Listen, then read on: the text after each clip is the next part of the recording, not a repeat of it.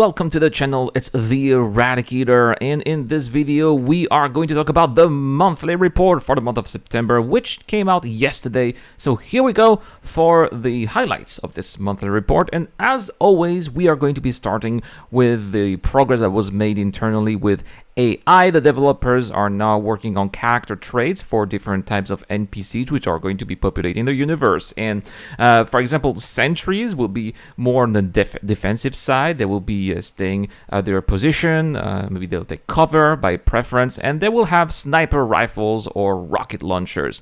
That will be the opposite of berserker type of soldiers who are not going to be afraid of going straight on to the fight.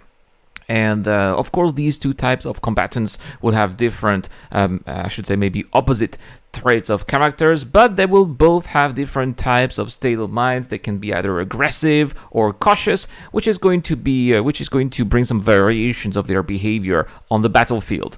The developers are also working again on the perception for NPCs. This functionality here is going to, for example, really allow players to utilize the future camouflage system, which is going to be facilitating maybe infiltration. So you'll be able to sneak in behind guards, or maybe even disguise as a local. But if you do that, you'll have to adopt the proper attitude. Otherwise, if you do not behave appropriately, some guards might become suspicious and will try to inquire to see what is going on. But that's not all. The NPCs are now able to detect ground vehicles as well as humans, foot soldiers, even if they are flying a ship, and even if those targets are not on the radars. Also, speaking of flying abilities, NPCs are now better at utilizing 6 degrees of freedom, which makes them more competent when it comes to assaulting stations, since they are much better at destroying turrets, for example. Also, NPCs are now able to are better at identifying an audio source based on, for example, the intensity of that source, but also the distance too, which is going to have an impact on how they are going to be reacting to those sounds. Locomotion of NPCs has also been improved, and they are now able to climb on ladders, just like players. And also, when it comes to crossing a door, now they can use the entire width of the opening instead of just sticking to the middle. Also, let's have a little word on animation, as a lot of new NPCs will be animated in the future, and this is going to be also including passenger transports as well as rescue missions. More facial animations have been done for an event that will happen at the end of the year. Are we talking about the return of Jax McClurry? Perhaps that could be it. Next, we'll talk about ships, and the Corsair is still being worked on here and is now in final art phase, as we know. And some work was done to make it look a little bit more wear down. So, for example, whether it's dirty or maybe a little bit scratched, right, based on how people are using it. The Vulture is ready for release as well for Star Citizen 3.18, and the Argo SRV is still in gray box phase, and they are working on the habitation module, which is still missing at this stage. Unannounced vessel here is finished, as well as an unannounced ground vehicle, which is now in final art phase, and they still need to do a couple of details on the cockpit, especially when it comes to speed indicator, which are about to be finished. The Halsey is finished, and a couple of the main bugs regarding the Halsey have been corrected. They've also worked on the resource management system, and they've also made for the Hammerhead a gravity generation chamber.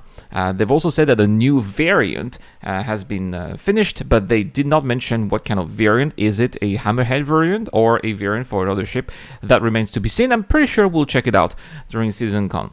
Also, work on the game engine has made some interesting progress here with conversion of the vulnerability crowd to Jane 12, which is now finished. A lot of work has been done as well on new game features. For example, a new binding system has been created so that the players can now bind the arms and also the ankles of NPCs or players. That means that they can capture them without having to kill them, which is going to be very effective for the bounty hunting system. Also, more emulations of quality of life have been planified, which are going to be concerning recycling or mining, and these improvements will come with the release of Star Citizen 3.18. Here, the idea is, for example, if there's a group of players who want to go out there and mine, the idea is to give them an advantage if they are using the mall, whether instead of, for example, using several prospectors instead. They've also worked on ship temperature as well, so that this is going to be having an impact on future cooling systems. Speaking of the future here, we're talking about future missions as well, and they've had their they are preparing the go no go evaluation for the rework of security post Korea, and also a new investigation mission, which was mentioned in the previous monthly report, has made some good progress according to what they are saying. Speaking of new missions also, they are planning some new missions that are going to be made normally for the second quarter of 2023. At least that's what they're saying. Next, we'll talk about transport system, or transit system here, which has been completely reprogrammed so that it could work properly with persistent entity streaming coming with 3.18.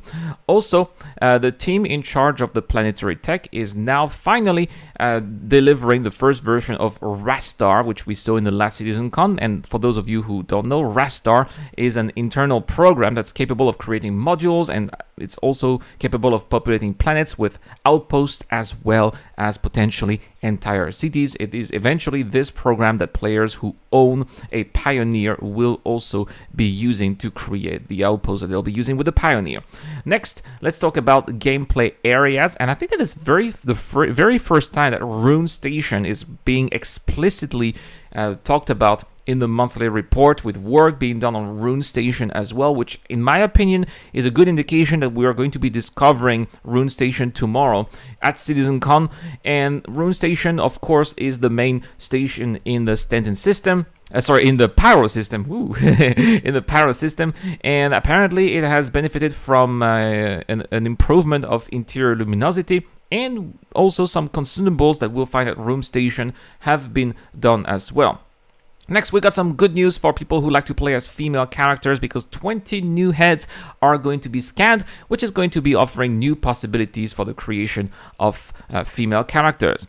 Finally, we are going to have some good news when it comes to refueling, because a long-standing bug that was preventing people from refueling as well as restocking ammunition in hangars and on platforms has been corrected, and this should make our lives easier as well. And there we go, guys. That's it for the highlights of this monthly report. But let me know in the comment section down below, guys, what are your expectations for next year when it comes to progress?